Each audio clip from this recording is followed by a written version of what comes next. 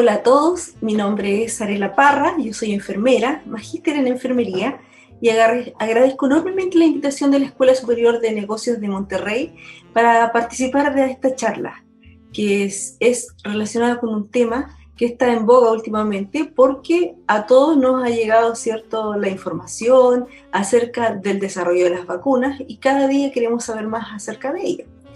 Y tanto acá donde yo vivo, que es muy lejos de donde están ustedes, a 8.511 kilómetros aproximadamente, en la región de Magallanes y la Antártica chilena, hasta México, Estados Unidos, toda Europa y todo el mundo en general, ha sido un tema, ¿cierto?, que ha seguido dando vueltas y que ha llevado a varios tipos de conversaciones, tanto a favor como en contra.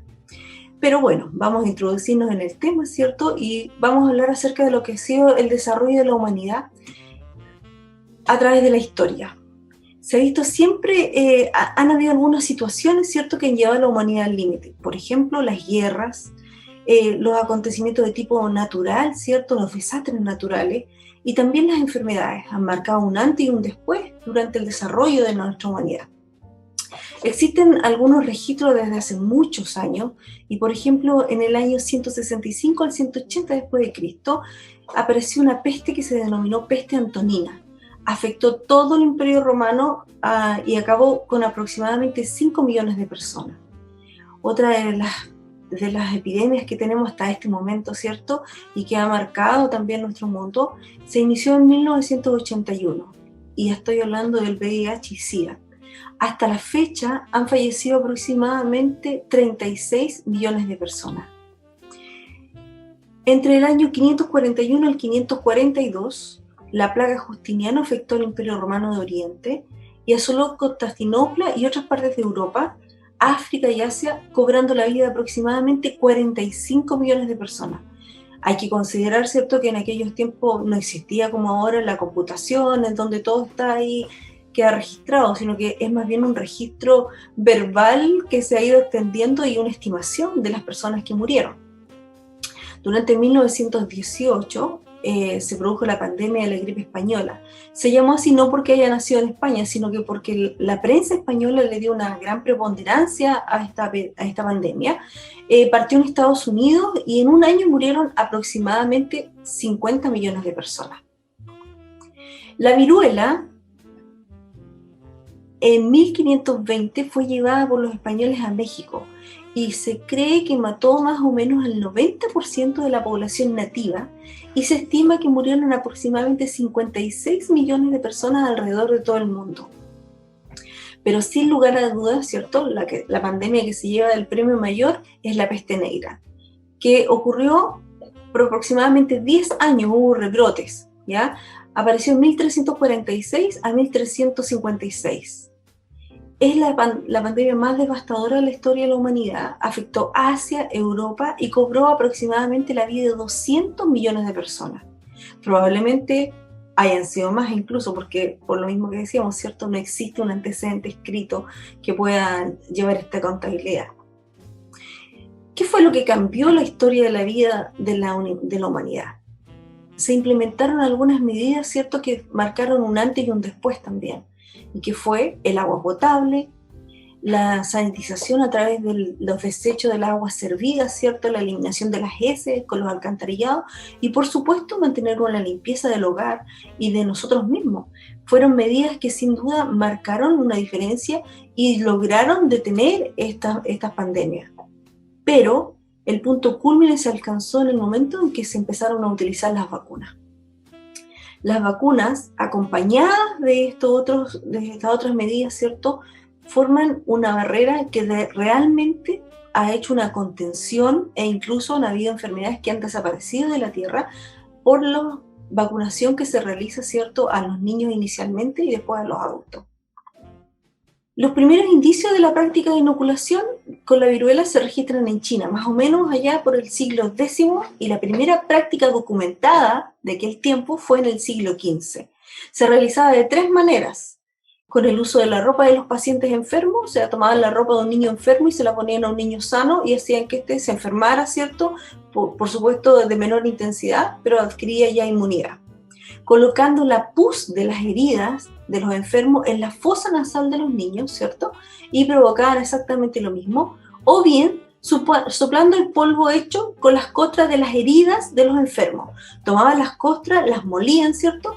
Y ese polvo lo guardaban de un año al otro y al siguiente año lo inoculaban a través de la nariz con esa pajita, como ustedes pueden ver ahí en la foto. Y hacían con eso, ¿cierto?, que los niños fuesen inoculados. Ahora,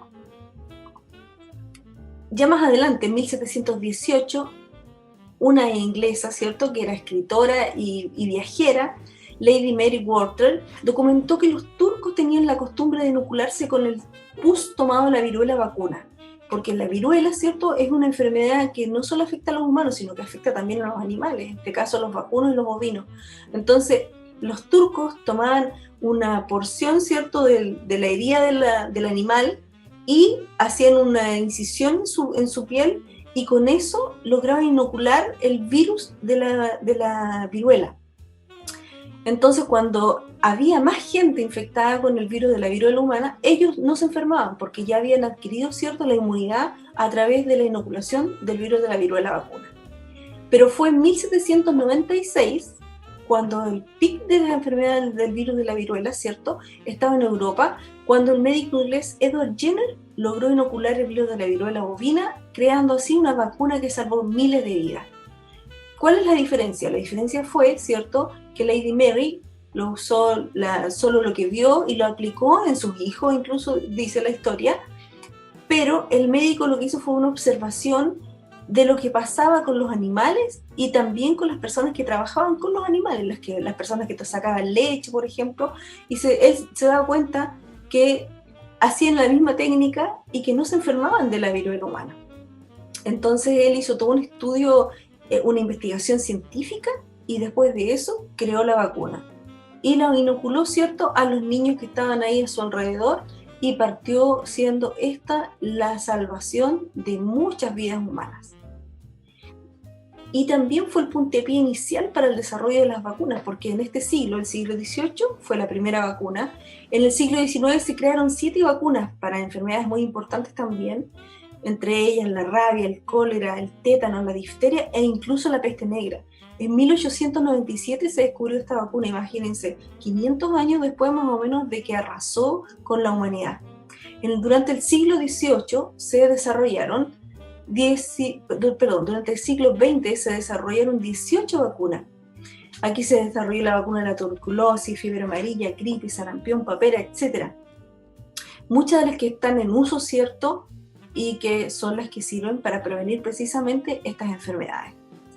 Y en el siglo XXI, nuestro siglo, ¿cierto?, hasta la fecha se han creado 4 vacunas importantes. En 2005, la primera vacuna para el virus papiloma humano. ¿Cuál es la importancia de esta vacuna? La importancia es que previene el riesgo de cáncer cervicuterino en las mujeres. En 2008, la primera vacuna para prevenir la adicción a la heroína y a la cocaína. Esta vacuna está todavía, ¿cierto?, en etapa de experimentación, pero ha habido muy buenos resultados, porque las personas que se vacunan con esta vacuna, valga la redundancia, dejan de sentir esa sensación de placer frente a la heroína y a la cocaína. Por lo tanto, eso disminuye el gusto por estas drogas y por supuesto que va a disminuir la dependencia. El 2009 partió con la posible vacuna contra la hepatitis C, ¿cierto? Y la primera vacuna contra la gripe A H1N1. Y el 2020, sin lugar a dudas, también va a marcar un antes y un después, porque se realizó, ¿cierto?, la primera vacuna contra el COVID-19, que fue aprobada, y también fue la primera vacuna que se realizó de forma genética, que es de ARN. Ahora bien, ¿cómo se hacen las vacunas? Porque hemos oído mucho acerca de las vacunas, pero también tenemos que conocer cómo se fabrican. Existen vacunas vivas en las cuales se utiliza el microorganismo que produce la enfermedad, sin embargo está atenuado. Pasa por algunos procesos que hacen que este virus ya no provoque la enfermedad, sino que hace que produzca la respuesta inmunológica natural a la enfermedad, ¿ya? Hay que partir de la base que ninguna vacuna produce la enfermedad, ¿ya? Hay algunas vacunas que, por ejemplo, pueden producir un rash cutáneo en algunos niños, ¿cierto? Pueden producir dolor de cabeza, quizás una febrícula, ¿cierto? Pero ninguna vacuna va a producir la enfermedad porque las vacunas están hechas para prevenirla, no para producirla, ¿ya? Entonces, cuando se utilizan vacunas con vivas, digamos, con microorganismos atenuados, la respuesta inmunitaria es muy fuerte y larga. Incluso hay algunas vacunas que se van a poner alguna vez en la vida y van a durar durante toda la vida de las personas. Aquí tenemos, por ejemplo, el caso de la vacuna contra la fiebre amarilla, el sarampión, la rubiola, las paperas y la varicela. Y bueno, aquí yo traté de mostrarles, ¿cierto?, cuáles son nuestros enemigos. En la primera foto que ustedes pueden ver ahí, ¿cierto?, está el virus de la fiebre amarilla, con el centro rojo, ¿cierto?, y por fuera amarillo. Al medio, al centro arriba, está el virus del sarampión, abajo está el de la rubiola, al fondo, ¿cierto?, al final está el de las paperas, y abajo ese rosadito que tiene como piececito es el virus de la varicela. Existen otras vacunas que se realizan, pero con el microorganismo que está inactivado. Estas vacunas proporcionan una inmunidad que no es tan fuerte como la de las vacunas con microorganismos vivos, y es posible que se necesiten dosis de refuerzo, ¿ya? Y en este caso los ejemplos son, por ejemplo, la gripe, que uno tiene que vacunarse, ¿cierto?, todos los años para que pueda tener inmunidad. La rabia, que cuando un perrito, ¿cierto?, que uno no conoce lo muerde, debe aplicarse la vacuna contra la rabia porque es una enfermedad grave que afecta el sistema nervioso central, y la vacuna se estima que dura aproximadamente 2 años. Y la otra vacuna es la hepatitis A. Y aquí nuevamente están los microorganismos, ¿cierto? El primero que está ahí de verde azulado es la gripe, el verde que tiene el centro naranjo ahí es que está en medio el de la rabia, y el que vemos acá multicolor es el de la hepatitis A. También hay otras vacunas que se producen a partir de los toxoides, que son los componentes que eliminan los microorganismos patógenos. Aquí no se utiliza el microorganismo, sino el desecho que ellos producen y qué es lo que produce la enfermedad en definitiva, ¿ya? Aquí se requieren dosis de refuerzo para tener una protección continua, y en este grupo se puede encontrar el tétano, que es producido por el Clostridium tetani, y la difteria, que es producida por el Corynebacterium diphtheriae. Y aquí nuevamente están las fotos, ¿cierto?, del microorganismo que produce el tétano, que es el que está en primer lugar con el centro rojo, y esto de acá es el que produce la difteria. Existen también vacunas que se realizan con subunidades recombinantes, polisacáridas y combinadas, que utilizan una parte específica del germen o del microorganismo patógeno, ¿cierto?, y provocan una respuesta inmunitaria muy fuerte dirigida precisamente a esas partes, ¿ya? O sea, no se inyecta, no se inocula todo el microorganismo patógeno, se toma una porción de este, se inocula, y como nuestro organismo lo desconoce, ¿cierto?, actúa frente a eso. No es necesario utilizar todo el microorganismo. Necesitan dosis de refuerzo para tener protección continua, y en este tipo está la Haemophilus influenzae tipo B, la vacuna de la hepatitis B o el virus papiloma humano. El verde que ustedes ven ahí en la foto, ¿cierto?, es el microorganismo que produce la influenza. El que está al medio color naranja es el que produce la hepatitis B, y el rosado acá al fondo es el virus papiloma humano. Y también existen unos nuevos tipos de vacunas, que son vacunas que se basan en vectores víricos o bacterianos. ¿Qué significa eso? Significa que se toma un virus que es inocuo para transportar las proteínas del agente patógeno, ¿ya? Para que se produzca una respuesta inmunitaria, son de rápido desarrollo e intentan crear inmunidad especialmente contra aquellas enfermedades que tienen procesos infecciosos complicados, así como también se utilizan en la inmunoterapia para el cáncer y en las enfermedades autoinmunes y las alergias. Aquí es importante porque generalmente uno de los tópicos que toma la gente que está en contra de las vacunas dice, bueno, ¿por qué no crean vacunas contra el cáncer o contra otras enfermedades? Se está trabajando, esto es una cosa que exige, ¿cierto?, un trabajo continuo. Lo que pasa es que ante la contingencia que se produjo ahora por el COVID-19, por ejemplo, ¿cierto?, que fue tan rápido que se esparció el virus a través de todo el globo terráqueo, que se le dio una preponderancia a eso, porque además era una enfermedad absolutamente desconocida. Las personas que contraían la enfermedad morían de eso. Entonces, todo el esfuerzo, ¿cierto?, se vio apuntado hacia ese objetivo.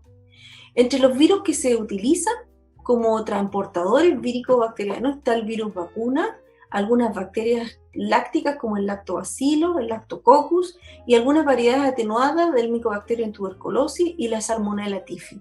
Aquí están sus fotitos, ¿cierto? El primero, el virus vacuna, el segundo que vemos son el lactobacillus, al medio de amarillo, el lactococcus, los bastoncitos naranjas son el Mycobacterium tuberculosis y el último, rosadito, es la Salmonella typhi. El método genético de vacuna de ácido nucleico, que es lo que hemos escuchado últimamente, ¿cierto? Se utiliza la secuencia del material genético del agente patógeno y proporciona las instrucciones para fabricar proteínas que deseamos que el sistema inmunitario, ¿cierto?, reconozca e induzca una respuesta inmunitaria. Esta técnica, antes de la pandemia del COVID, no había ninguna vacuna que haya superado todos los procesos, digamos, para poder ser aplicada. Pero con esta pandemia, ¿cierto?, se aceleró este procedimiento y se fabricaron las vacunas, o se están fabricando las vacunas del COVID, porque como ustedes saben, la vacuna del COVID no es solo una. Existen muchas vacunas en desarrollo en muchas partes en muchos países, ¿cierto?, que están como apuntando a tratar la enfermedad, ¿cierto?, evitar que nosotros nos enfermemos, y si nos enfermamos, que nos enfermemos lo menos posible, o sea, con la menor cantidad de signos y síntomas, que no sean de gravedad. Muchas veces se ha dicho también de que la vacuna del COVID no completó las fases que completan todas las vacunas, pero bien, las vacunas para ser aprobadas necesitan pasar primero una fase preclínica, en la cual, ¿cierto?, no existen pruebas en seres humanos, se prueban en animales, existen ensayos clínicos, pero no con personas, porque la fase clínica en la cual se ensaya con personas son solo 3. En la fase 1, en la primera fase, ¿cierto?, se toma un número determinado de personas, ¿ya?, generalmente jóvenes, un número pequeño, y se aplica la vacuna para ver si se logra el objetivo. Recuerden que el objetivo de la vacuna es, primero, no enfermar, segundo, ¿cierto?, que nuestro organismo cree un efecto inmunitario, y tercero, ¿cierto?, que esa inmunidad se mantenga a través del tiempo. Entonces se toma un grupo pequeño de personas, generalmente jóvenes, y se aplica la vacuna y se observa, ¿cierto?, qué está pasando. En la fase 2, se producen ensayos de seguridad que son más ampliados. Entonces aquí aumenta el número de personas, en el principio son cientos, después van a ser miles, ¿cierto?, a los cuales se le administra la vacuna y se ve exactamente lo mismo. Son pruebas, todas, en cada fase se hacen pruebas de seguridad, ¿ya? Si es que en alguna de estas fases se produce algún hecho que haga que la vacuna sea no confiable, porque por ejemplo hubo un efecto grave en alguno de los participantes, se detiene la fase, ¿cierto?, y se devuelve la vacuna de tal manera de volver a probarla nuevamente y ver dónde se produce el problema. Cuando se pasa por la fase 3 y la fase 2, ¿cierto?, se producen estudios doble ciego. ¿Qué significa eso? Significa que a un grupo se le administra la vacuna y a otro grupo no se le administra. Pero sin embargo, las personas que son los que están realizando estos ensayos no saben cuál es cuál grupo. Entonces a los dos se le miden los mismos factores, a los dos se les ve, ¿cierto?, si es que se enferman o no se enferman, hasta que al final se llega a las conclusiones y ahí recién se conoce quiénes fueron los que recibieron la vacuna y quiénes no, ¿ya? Por eso es que esta fase las personas son voluntarias, ¿ya? O sea, no es aquí que estén probando la vacuna en usted, que sin saber si le tocó o no le tocó la vacuna. No, eso no va a pasar. Estas personas son voluntarias, ellas van, ¿cierto?, al estudio y se le administra la vacuna, o bien se le administra otro agente que no es la vacuna, ¿cierto?, y que posteriormente se sacan conclusiones respecto al estudio. Cuando recién pasamos por estas 3 fases, se puede aprobar el uso y la efectividad de la vacuna, cualquiera sea.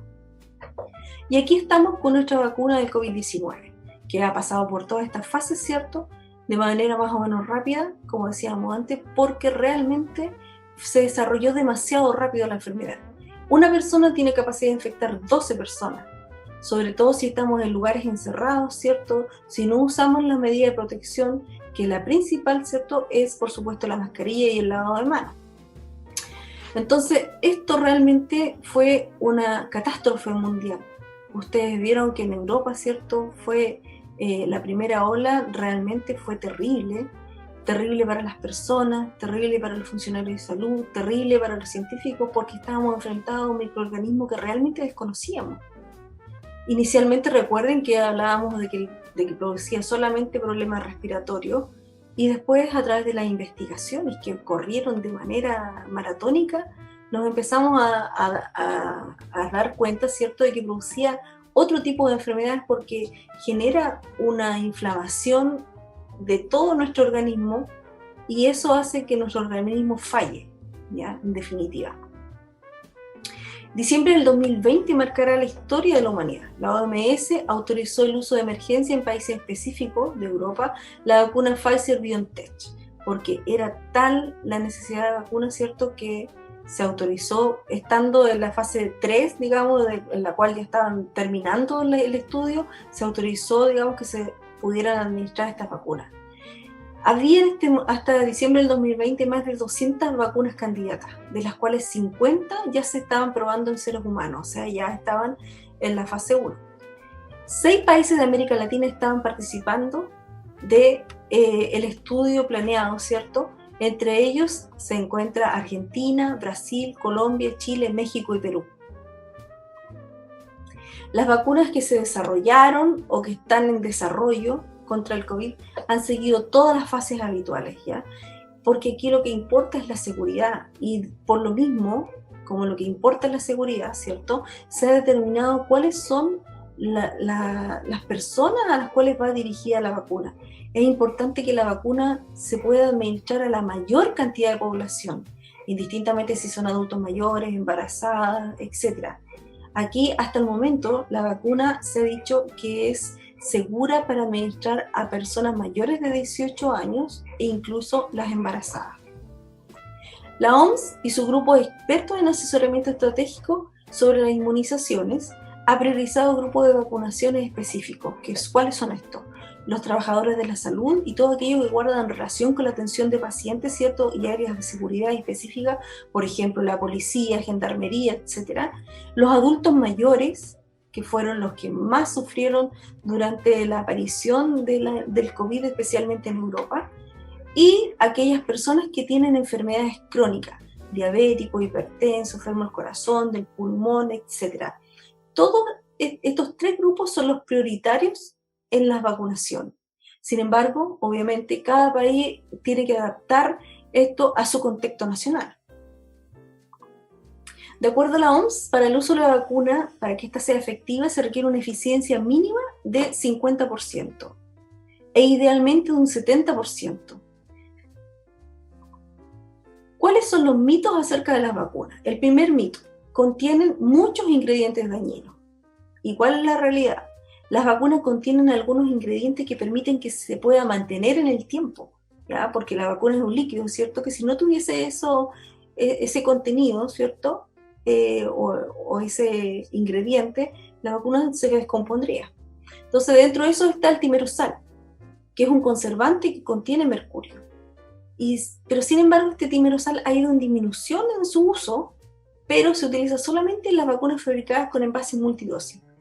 Pero no hay pruebas que afirmen que es un riesgo para la salud. Es más, nosotros consumimos a diario mercurio. ¿Y cómo lo hacemos? A través del consumo de leche, de marisco, el líquido que se usa para los lentes de contacto, cuando comemos atún en lata, ¿no? Todos esos son alimentos a través de los cuales nosotros ingresamos mercurio a nuestro cuerpo. Otro ingrediente es el formaldehído. Sin embargo, el formaldehído también lo expelen los tubos de escape, están en los enjuagues bucales, ¿cierto?, los colutorios, están en los implementos que usamos para realizar aseo en nuestra casa, ¿ya? Con lo que lavamos los platos, el detergente, etc. Está también en el maquillaje que usamos las mujeres, ¿cierto?, la pintura de uña, etc. Y el otro ingrediente dañino es el aluminio, y este lo usamos todos los días. ¿En dónde? En los antitranspirantes. porque ahora ya no es solamente el antitranspirante que dura 24 horas, sino que dura 24, 36, 48, 96 horas de efectividad, y entre más efectivo, más aluminio. El segundo mito es que las vacunas causan autismo y síndrome de muerte súbita en lactante. Esto es absolutamente falso, porque las reacciones son temporales y menores, generalmente localizadas, a veces un poco de fiebre o dolor en el brazo, y grave en muy pocas ocasiones, que podría ser un shock anafiláctico, pero que guarda relación con una condición del paciente que es alérgico a la vacuna, ¿ya? En 1998, Andrew Wakefield publicó un estudio fraudulento en la revista científica The Lancet que relacionaba la vacuna triple con el autismo. Y luego de esto, ¿cierto?, el 2011, un periodista también británico hizo un largo estudio acerca de este estudio científico, ¿cierto? Y llegó a la conclusión que fue un elaborado fraude. Publicó un artículo en el British Medical Journal donde describió de esta manera el trabajo del médico. Este médico quedó sin su licencia para trabajar allá en Inglaterra, y su estudio, que fue publicado inicialmente, se sacó de circulación. Y lamentablemente muchas personas que son antivacunas se toman de este estudio para decir que produce autismo cuando en realidad no corresponde. El mito 3. Las enfermedades que se previenen con la vacuna son solo parte de la niñez y es mejor tener la enfermedad que inmunizarse a través de la vacuna. Eso es completamente falso. Porque si bien es cierto, algunos niños se van a enfermar porque no están vacunados, ¿cierto? No tenemos que llevar a nuestros niños a este punto, porque hay enfermedades que tienen complicaciones muy graves. Por ejemplo, en la foto primera que ustedes ven ahí, esos son niños secuelados de poliomielitis. En la segunda foto ustedes ven una boca, ¿cierto?, que al fondo se ve una placa de pus. Esa placa de pus termina tapando la vía respiratoria y el pacientito no puede respirar. Esa es la difteria. Y la tercera foto que vemos ahí es una niña que está con una viruela, ¿ya? Entonces, ¿cómo vamos a querer nosotros que nuestros hijos lleguen a ese punto? La poliomielitis puede causar parálisis y puede causar un paro respiratorio porque afecta los músculos de la respiración. La varicela, ¿cierto?, que nosotros decimos, no, eso es como lo normal que a los niños les dé varicela, pero la varicela puede producir una neumonía, puede producir una encefalitis, el sarampión puede producir encefalitis, sordera, ceguera. ¿Estamos dispuestos a que nuestros hijos pasen por eso? El mito 4, no necesito vacunar a mi hijo porque todos los niños que lo rodean ya están inmunizados. Eso no es así. ¿Por qué? Porque dentro del grupo hay personas que no se pueden vacunar. Cuando una comunidad está toda vacunada, se protegen primero a sí mismos y protegen a todos los miembros de la comunidad, especialmente a aquellos que no se pueden vacunar. ¿Quiénes son estos? Los lactantes menores de 2 meses, las embarazadas y las personas que están inmunodeprimidas porque, por ejemplo, tienen un cáncer. Mito 5. Un niño puede contagiarse de una enfermedad de la misma vacuna. Lo vuelvo a repetir, la vacuna no produce la enfermedad. La vacuna lo que hace es que su sistema inmunológico, cuando entra en contacto con el microorganismo patógeno, actúe en contra de ese microorganismo y usted no se enferme. La única excepción respecto a este punto es la vacuna oral que se administraba contra la polio, que muy rara vez producía una mutación y podía en algún momento alguien enfermar. Pero esa vacuna se sacó y se administra solamente vía intramuscular, que es la vía a la cual se ha comprobado que es inocua. ¿Cuál es mi recomendación? Vacúnese. Si usted se quiere a sí mismo, si ama a sus seres queridos, por favor, hágalo. Vacúnese. Si tiene la posibilidad de vacunarse contra el COVID, hágalo. Estamos todos combatiendo esta enfermedad. Porque puede que a usted no le pase mucho, pero puede que a su familia, a sus amigos mueran a causa de ello. Por lo tanto, los invito a abrirse a este tema, ¿cierto? Compártalo con sus amigos y sea valiente. Vacúnese. Gracias.